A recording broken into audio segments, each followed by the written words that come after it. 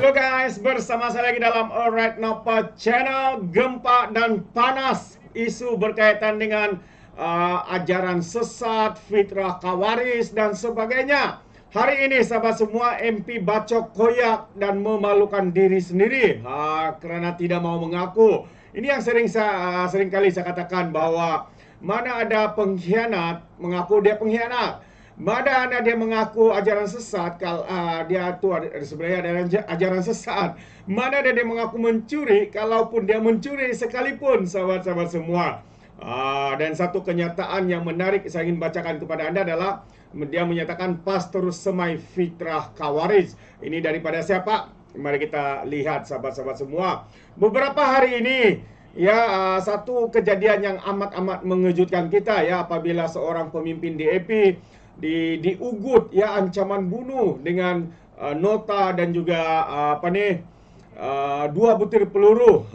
Jadi pas pula membuat kenyataan kononnya mengecam tindakan individu yang membuat tindakan itu.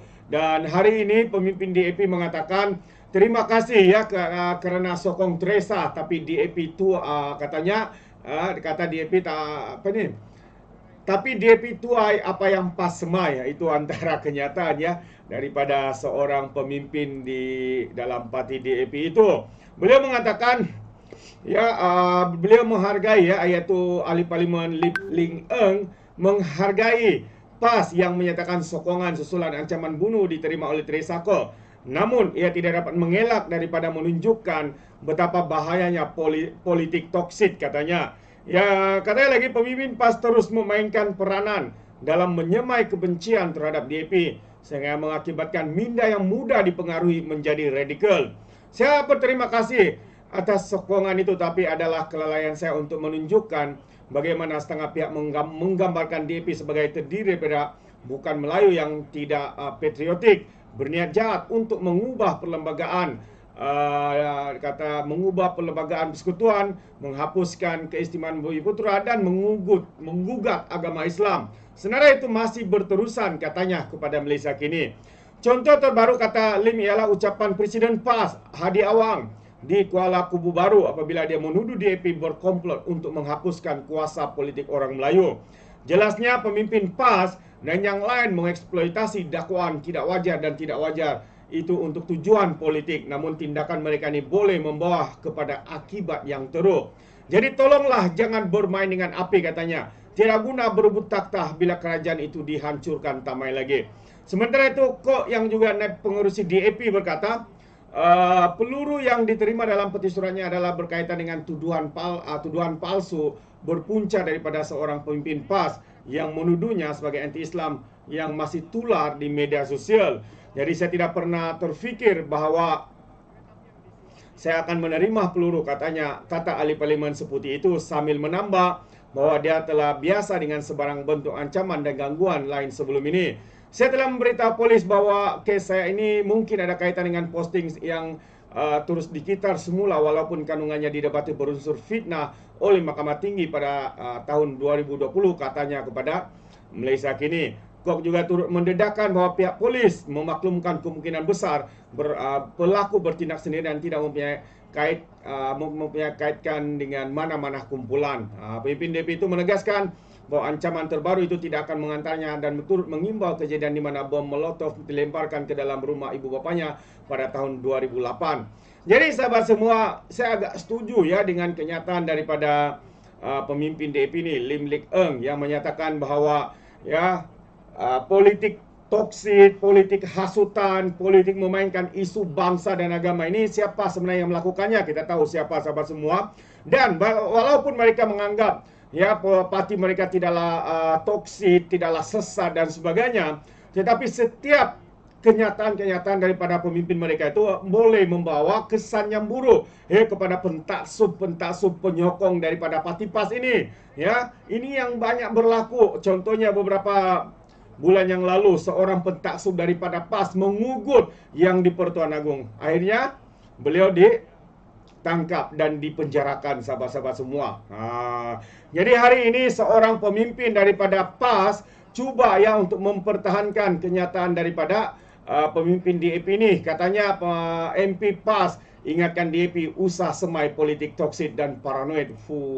Pandai pula mereka memulangkan balik ya kenyataan daripada pemimpin daripada DAP ini. Siapakah dia? MP Bacok, MP Bacok, iaitu Syed Sulaiman membidas Ahli Parlimen Kepung Lim Lek Eng susulan dakwaan bahawa PAS menyemai benih kebencian. Ya. Secara tidak langsung dan langsung kita melihat apa yang sedang dilakukan oleh geng-geng ini, sahabat-sahabat semua. Tidak habis-habis menyemai kebencian presidennya, ya, menganggap DAP musuh mereka, mengganggu gugat Islam, mengancam Islam. Adakah itu bukan satu politik toksik, ya, seperti mana yang dinafi oleh ahli parlimen daripada Bacok ini? Bagi saya, sahabat semua, itu adalah satu politik toksik yang jelas dan nyata.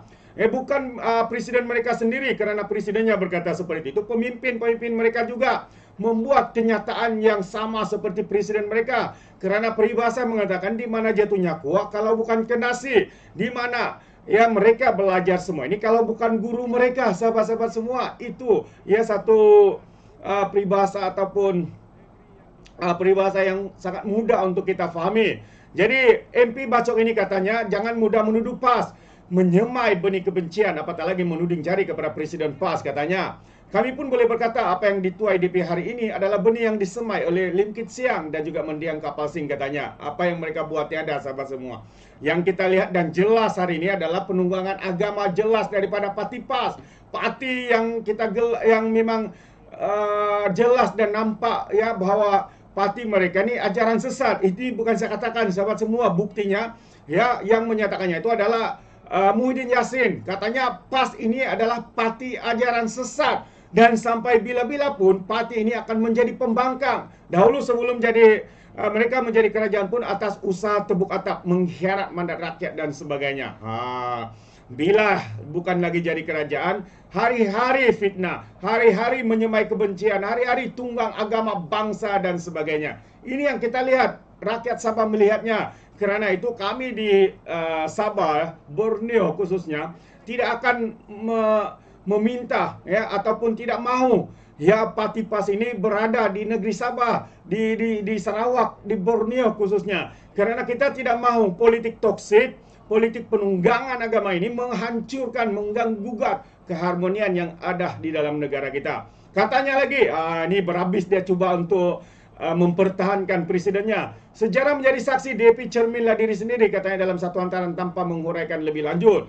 Ya, itu antara kenyataan yang kita lihat daripada pemimpin ya daripada parti PAS ini. Sebaliknya, saya yang juga setiausaha politik kepada Abdul Hadi berkata, PAS tidak pernah menyokong sebarang aktiviti keganasan. Ya, itu kata kamu. Tapi dari segi kata kenyataan, ya antara kenyataan yang kita anggap paling biadab adalah kenyataan daripada pemimpin Menteri Besar Kedah yang memperlekeh dan juga menghina raja-raja dan juga yang di Pertuan Agong. Adakah ini bukan satu aktiviti yang dianggap ganas atau sebaliknya, sehingga memperlekeh begitu, sehingga membuat kenyataan-kenyataan jelek kepada Perdana Menteri kita dan sebagainya. Bukan itu saja, secara terbuka, sahabat-sahabat semua. Ya, kalau saya masih ingat siapa ni, Pesuruhjaya PAS Perak, ya, semasa berkempen membuat satu kenyataan menggunakan hila di halayak ramai. Katanya,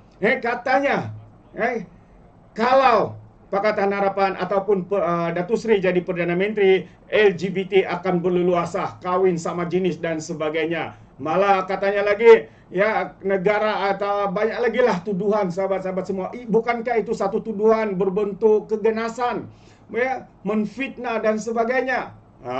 Jadi saya boleh anggap dalam pandangan saya ya, dan juga pemerhatian saya, sahabat semua, inilah cakap tidak serupa bikin. Ya, demi politik, demi kepentingan, demi mempertahankan kenyataan yang berunsur keganasan itu, mereka sanggup katakan apa saja untuk memperbodohkan rakyat, penyokong mereka yang amat mudah untuk diperbodohkan. Tapi rakyat Sabah tidak sebegitu. Rakyat Borneo tidak akan percaya dengan kata-kata daripada ular-mak lebay-lebay, kaki fitnah, menunggang agama, penunggang bangsa dan sebagainya. Jadi jangan harap PAS akan bertapak PAS akan menang sekiranya pun bertanding di pilihan raya negeri Sabah yang akan datang ini. Kami akan pastikan PAS tidak akan menang sesatu pun kursi. Ya, dan kami mahu PAS ini keluar daripada negeri Sabah. Ini apa yang rakyat Sabah mahukan. Mungkin ya Anda mengatakan bukan semua. Ya, sebab ramai itu antara penyokong-penyokong Anda semua. Ya, tapi yang pasti rakyat Borneo tidak akan mahu ya untuk parti PAS ini ya bertapak di Sabah, di Sarawak, Borneo khususnya. Kerana apa? Kerana ini ya pendirian kami untuk menolak PAS yang secara pastinya bahwa PAS ini adalah parti ajaran sesat. Saya setuju dengan kenyataan daripada Mahathir dan juga Muhyiddin Yassin bahwa PAS ini adalah parti ajaran sesat. Jadi sahabat semua, sampai di sini saja apa yang saya kongsikan bersama dengan Anda. Sekiranya Anda mau berikan sebarang komen, pandangan ya berkaitan dengan isu ini, Anda boleh berikan di dalam ruangan komen. Oh, satu lagi. Ini kenapa dikatakan PAS ini menyemai fikrah Khawarij. Ini antara kupasan ya daripada seorang penulis yaitu Ahmad Mursi. Jadi menarik untuk saya kongsikan bersama dengan Anda semua. Maafkan saya agak panjang hari ini. Yaitu PAS terus semai fikrah Khawarij, samakan ya kekalahan PRK di KKB dengan perang Uhud. Itu antara kenyataan daripada seorang penulis ya, yaitu Ahmad Mursi. Selepas kalah di pilihan raya kecil PRK Dun Kuala Kubu Baru, PAS samakan kekalahan Nabi Muhammad dalam perang Uhud. Itu fikrah Khawarij yang terus disemai oleh Pak YB PAS Fadli Sari yang meniup api perkauman semasa kempen PRK KKB, kata Ahmad Mursi. Jadi katanya lagi perang Uhud adalah jihad al-qital, perang kerana tentera musyrikin menyerang Madinah. PAS hanya bersaing pilihan raya melawan kerajaan Madani yang majoritinya Muslim bersama warga negara bukan Muslim dan lain manakala Raja-Raja Melayu sebagai tonggak. Ini medan fastabikul khairat atau berlumba-lumba membuat kebaikan dan bukan medan perang seperti cara fikir daripada parti PAS, pemimpin PAS. Jadi menyala tafsir nas di luar konteks sering berlaku kepada kelompok Khawarij yang akibatkan berlaku gulu ataupun pelampau. Semua yang lawan PAS dianggap sekuler, kufar dan hanya mereka di pihak Islam. Sebab itu katanya dijadikan perang Uhud sebagai perbandingan. Jadi bersatu dan gerakan tidak pula dianggap sekuler oleh ustaz daripada PAS walaupun mereka sama seperti UMNO, PKR Amanah dan DAP. PAS tidak boleh lepas tangan selepas berlaku siri-siri perbuatan ganas seperti di Ulu Tiram atau Memali dan siri-siri ugutan kerana fitrah yang mereka semai dalam minda masyarakat katanya. Jadi PAS tidak bersaing dengan isu polisi dan dasar, tapi bersaing dengan isu akidah sebagai senjata politik yang mereka tomah sebagai sekuler, liberal dan lain-lain. Lagi kuat PAS mainkan isu akidah maka lebih yakinlah kita bahwa inilah fenomena Khawarij.